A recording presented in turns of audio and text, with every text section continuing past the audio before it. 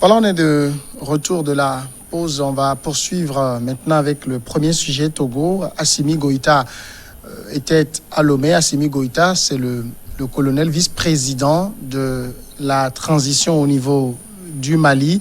Le colonel Assimi Goïta a été reçu par le président de la République togolaise, Faure Gnassingbé Gnassingbé. Selon le communiqué publié par la présidence togolaise, le colonel Assimi Goïta était porteur d'un message de son excellence Bandao, le président de la transition malienne, avec le président togolais. Les deux hommes ont parlé donc de la transition qui est en cours au niveau du Mali. Le président de la République a salué, le président togolais bien sûr a salué la fermeté de la CEDEAO dans la gestion du cas malien.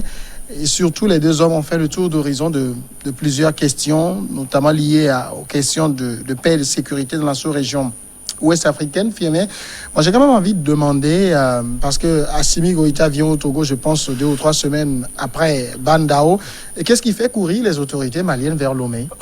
Le Togo est devenu en quelque sorte le chouchou des autres pays de la région ouest-africaine. Chouchou en quoi? Chouchou, c'est-à-dire on adore tellement le pays, peut-être pour ça. pour son port à nous, pour fondre. Non, peut-être pour son jeune doyen, pour son jeune doyen de la CEDEAO, pour son jeune président. Peut-être on trouve en lui un rassembleur, quelqu'un qui a peut-être transformer son pays en 15 ans, quelqu'un qui est peut-être qui a tout fait pour affaiblir ou fragiliser toute son opposition en 15 ans. Donc quelqu'un qui peut-être en 15 ans ou qui maîtrise la sécurité de son pays. Donc peut-être c'est pour ça on a besoin de lui. Et chaque fois qu'on a des soucis, il faut qu'on se tourne vers lui pour qu'on lui demande quelques conseils. Moi, je dis que le dernier discours de Ouattara devrait nous inspirer quotidiennement quand il appelle Faure Gnassingbé jeune doyen. Donc tous ceux-là qui viennent au pouvoir tout fraîchement doivent avoir fait recours ou doivent avoir recours au jeune doyen, parce que c'est le jeune doyen qui doit te tracer le chemin de la maison. C'est comme ça, ce point de la maison. Quand on est chef, c'est ce qu'on fait pour tout d'abord, pour sa sécurité, comment on fait pour contrôler tout et tout ça. Donc je pense que ça doit être un peu ça. C'est les conseils. Ces conseils, on ne peut pas les donner au téléphone. Vous imaginez que le patron même du pays, c'est-à-dire le premier patron, il vient et quelques temps après, c'est le vice-président. Le vice-président, lui, vient chercher quoi? Il vient chercher quoi? C'est la question qu'on doit se poser. Je pense que les communiqués qu'on nous sert souvent, bon, sont des communiqués entre guillemets diplomatiques, mais le fond, on ne nous le servira jamais. Mais au-delà de tout aussi, il faut savoir que le Togo, sur le plan de la géostratégie, il a un certain poids. Donc, le Togo a traversé une histoire fort appréciable. Le Togo, avec tout ce qu'il a connu, n'a pas connu de guerre civile. Le Togo, avec tout ce qu'il a connu, n'a pas connu une certaine forte déstabilisation. Donc, le Togo, avec tout ce qu'il a connu, a toujours sur maintenir le cap et continuer. Donc, je pense que le Togo a quelques points positifs qui peuvent inspirer d'autres. Je me rappelle aussi, j'ai une fois rencontré, c'était en 2015, au lendemain du départ, c'était en janvier 2015, bien évidemment, au lendemain du départ de Blaise Compaoré du pouvoir. J'ai rencontré le ministre des Affaires étrangères, l'actuel. Il est là, ça fait longtemps, hein. C'était en 2015, Robert Doucet. Je l'ai rencontré, c'était avec Edem Kodjo à l'époque. Je l'ai rencontré, je lui ai demandé pourquoi il vient ici. À l'époque, c'était une réunion, c'était le groupe de soutien de la transition au Burkina Faso à l'époque. Je lui ai demandé mais pourquoi lui il vient ici. Il dit il vient ici pour transmettre tout d'abord un message du chef de l'État. Et puis aussi, comme le Togo a eu à connaître aussi la transition, donc il vient parler un peu de l'expérience Togo au Burkina. Donc je pense que c'est bon, comme les Maliens sont en transition, donc ils vont demander un peu aux Togolais comment se passe réellement la transition, parce qu'après la transition du Togo c'est fini, donc il n'y a plus eu cette histoire de coup d'état. Ça a continué jusqu'à maintenant. Aujourd'hui on a la stabilité. Donc les Maliens se sont dit, mais on a toujours des problèmes, coup d'État réguliers. Les gens ont déjà connu la transition. Maintenant, il faut qu'on aille s'inspirer un peu de comment ils ont fait pour réussir leur transition, pour garder le pays toujours en équilibre. Je pense qu'Assimi Goïta est là pour avoir le conseil de son chef et de son patron, de son jeune doyen. Francisco, vous pensez que c'est à la recherche d'un modèle réussi de transition que les Maliens sont aujourd'hui, ce qui les fait courir vers le Togo, ou bien il y a des choses plus, j'allais dire, qui touchent beaucoup d'autres points qui nécessitent ces récurrentes visites? J'espère qu'il n'y a pas un déchirement entre les deux premiers, le président et son vice-président au Mali, parce que voir que le président est arrivé il y a moins de, disons, autour de 15 minutes de la quinzaine, le vice-président aussi qui débarque, alors que il a souvent annoncé, le ministre des Affaires étrangères du Togo, Robert Doucet, au Mali, pratiquement, on dirait qu'il est devenu ambassadeur spécial du Mali. Donc, qu'est-ce qu'on peut... Pour faire le Togo, ça a été toujours un laboratoire, un pays hautement stratégique dans la sous-région, ce que nos hommes politiques n'ont jamais compris pour pouvoir intégrer vraiment la sous-région dans leur stratégie politique. Sinon, le Togo a beaucoup de rôles qu'il joue. Je peux dire, quand vous prenez, j'avais déjà dit ça, quand vous prenez les jeunes Soro Guillaume à l'époque, lorsqu'ils avaient fait le coup d'État, le premier pays à visiter pratiquement, c'est le Togo. C'était Eyadema qu'ils avaient visité. Après, on sait tout le rôle, ce que même les grands médias ont dit sur comment le Togo soutenait Gbagbo, même avec les avions même qui ont bombardé les Français, et comment certains experts du Togo intervenaient aussi au nord de la Côte d'Ivoire. Donc, et puis quand vous voyez les problèmes au niveau du Burkina, les Burkinabés sont toujours ici, que ce soit Blaise Compaoré, même ceux qui sont là présentement. La dernière fois, quand Kaboré est venu au Togo, il a pris un bus, comme tout le monde, pour aller aux funérailles de sa belle-mère. Et même au-delà même de l'Afrique occidentale, même quand nous prenons l'Angola, mais c'est... À l'époque, c'est lorsque il fallait organiser le sommet OUA au Togo ici que les proches et les familles de Jonas Savimbi ont dû quitter le Togo précipitamment. Donc le Togo constitue vraiment un territoire stratégique. Vous avez vu la dernière fois le chef de l'État Faure Gnassingbé, il a fait le Burkina, il a fait le Niger pour raison de sécurité.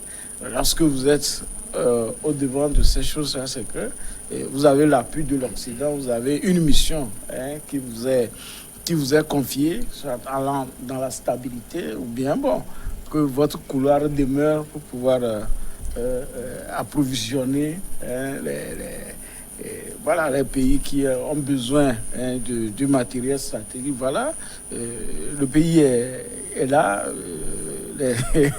Ces gouvernants seuls maîtrisent ce qui se passe. On parle de la fermeté de la CEDEAO. En quoi la CEDEAO a été ferme? En tout cas, fermement condamné. Parce qu'on dit le président togolais, pour le président togolais, la grande fermeté de la CEDEAO dans la condamnation de toutes les prises de pouvoir par des voies autres que celles des unes et les ans d'une transmission du pouvoir aux civils repose sur les principes énoncés dans le protocole additionnel de la CEDEAO sur la bonne gouvernance et la gouvernance et la démocratie auquel le Togo souscrit entièrement. Il faut aussi réprimer la corruption, ça dedans aussi. Alors, de toute façon, dans le communiqué, on voit les deux hommes ont réaffirmé, les deux hommes ont fait ceci, les deux hommes ont fait ceci, ils se sont réjouis de ceci.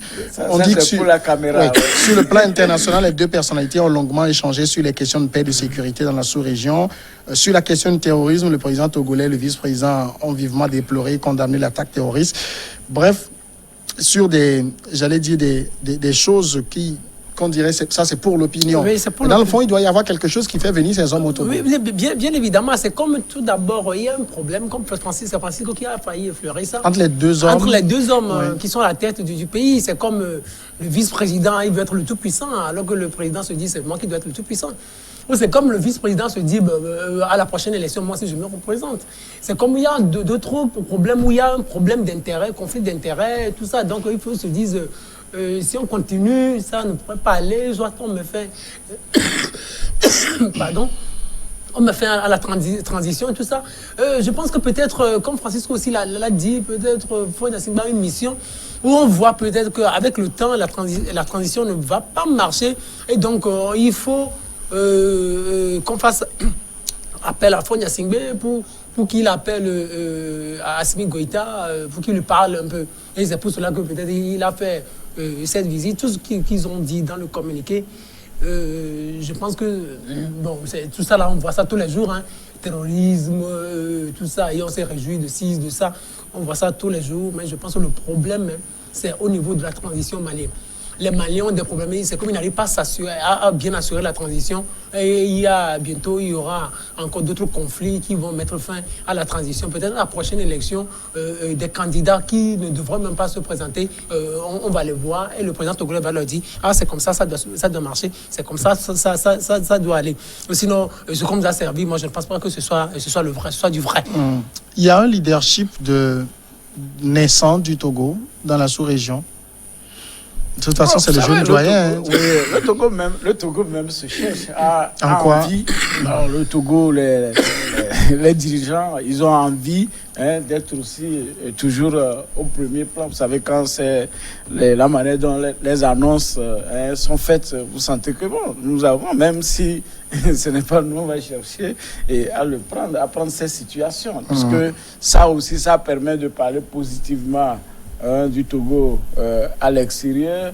Et puis bon, pour les populations, bon, certains ils vont dire que voilà, celui-là qui, bon, personne n'est venu à son investiture, et voilà, aujourd'hui, c'est lui qui est partout, à qui on a confié des missions, ou bien qui prend les initiatives pour pouvoir régler des problèmes ailleurs. Mais les problèmes togolais reste tel.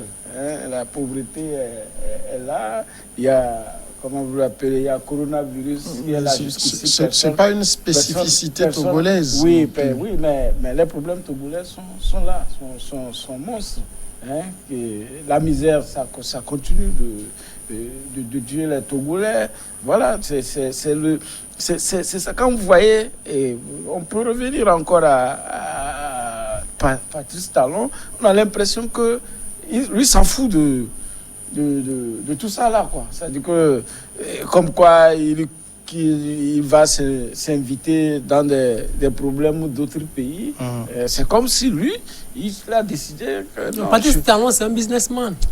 Il cherche là où il y a argent. Pour lui-même d'abord. Voilà, donc il n'est pas un politicien de fonction, il n'est pas un fonctionnaire politicien. Comme on le voit dans notre pays, on ne sent pas que les gens ont envie réellement de développer leur pays. Il y a certes des concepts qu'on conçoit tous les jours avec des sigles, mais qu'aucune évaluation, et on ne sait. Donc, le Togo même a envie d'être au premier rang des discussions. Si on ne le s'invite pas, il va s'inviter.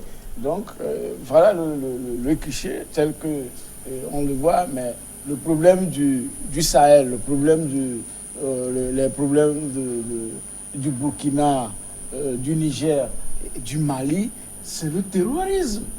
Mais jusque-là, est-ce que la CEDEAO arrive à appuyer véritablement ces pays pour qu'ils arrivent à régler leurs problèmes de terrorisme? C'est ça le problème. Si ce problème est réglé et que le Niger arrive à construire une centrale avec son uranium pour alimenter la sous-région en électricité, c'est des choses comme ça qu'on veut. Et non des réunions de chefs d'État qui ne donnent rien. Regardez, les frontières sont fermées.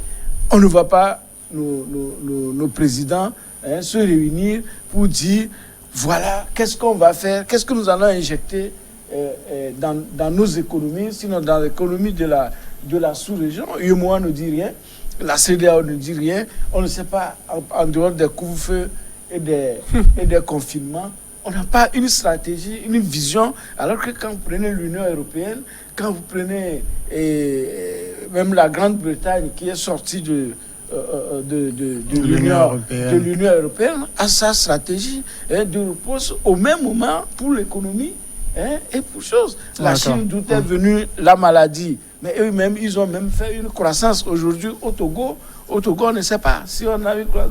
On perd notre temps à dire qu'on est en train de régler les problèmes des autres. Pendant ce temps, même c'est des journalistes qui sont kidnappés. Vous voyez le problème. Même question, Firmin, un leadership du Togo, un leadership naissant. Non, c'est pas le Togo, un leadership depuis. Oui, parce que ces visites à Lomé, alors qu'actuellement, c'est le Ghana qui a la présidence tournante de la CEDEAO. S'il y a problème, c'est le Ghana qui doit les régler. Le Ghana a des problèmes. Le Ghana vient de sortir d'une élection qui n'a pas encore fini de régler le contentieux électoral. Idem pour la Côte d'Ivoire. Donc c'est normal, le Togo est bon. Le Burkina vient de faire entre-temps, sa prestation de serment. Oui, parce qu'on a beaucoup là. C'est normal. C'est normal. C'est le Togo qui soit libre. Moi, j'adore mon pays. Au fait, quand on a besoin du Togo comme ça sur le plan international, moi, ça me fait vraiment plaisir. Hein. Bien sûr, on peut critiquer le pays à l'interne, mais à l'international. Mais attendez, aucun international ne viendra vous chercher si vous n'avez pas de la compétence ou si vous n'avez rien à vendre. C'est parce qu'on a quelque chose à vendre. C'est parce qu'on a quelque chose à proposer aux gens. C'est pour cela que les gens viennent vers nous. Mais du temps du général Yadémantre, lui et Bongo, c'était lui les deux patrons de l'Afrique à l'époque. Mais les gens venaient à Lomé. Vous avez dit tout à l'heure, Guillaume Soro venait à Lomé. Ici, Guillaume Soro venait à Lomé. Il y a beaucoup qui venaient à Lomé. À l'époque, les Jacques Chirac venaient à Lomé. Les François Mitterrand venaient à Lomé. Jacques Chirac qui était Premier ministre, venait à Lomé. Pompidou, il venait. Pour venir piller l'Afrique. Non, attendez, Francisco Napokora. Tout ça, là, c'est la politique. Quand même. Donc, il y avait de grosses figures qui venaient à Lomé. C'est comme le Togo. Regardez, même avant, en 2017, il devrait y avoir un sommet ici extraordinaire. Le sommet Afrique-Israël. Oui. Pourquoi c'était le Togo qui avait été choisi? C'est parce que le Togo a quelque chose. On peut reprocher un certain nombre de choses aux dirigeants, bien sûr, c'est la politique. Mais le Togo a quelque chose. Peut-être on ne nous l'explique pas. Entre-temps, Tony Blair, c'est lui, non? Tony Blair était aussi à Lomé. Vous connaissez la facture qu'il était entre-temps, ici, Deska, de ministre Oscar. Travaillé sur le PND et autres. Deska était. Vous avez le montant de sa facture. Deska était à Lomé. Vous imaginez? Aucun politicien ou aucun espace ne peut se développer sans facture, quand même. C'est comme ça dans tous les pays. C'est comme ça dans tous les pays. Donc, le Togo représente quelque chose. C'est un leadership qui existe depuis, mais les Togolais même ne veulent pas se le reconnaître. On a quelque chose. Le Togo pèse à l'international. Même si on souffre à l'interne, le Togo pèse sur le plan international. On a certains leadership. En tout cas, c'est nous, le jeune. On va aller à la pause et puis on va revenir pour le deuxième sujet Togo.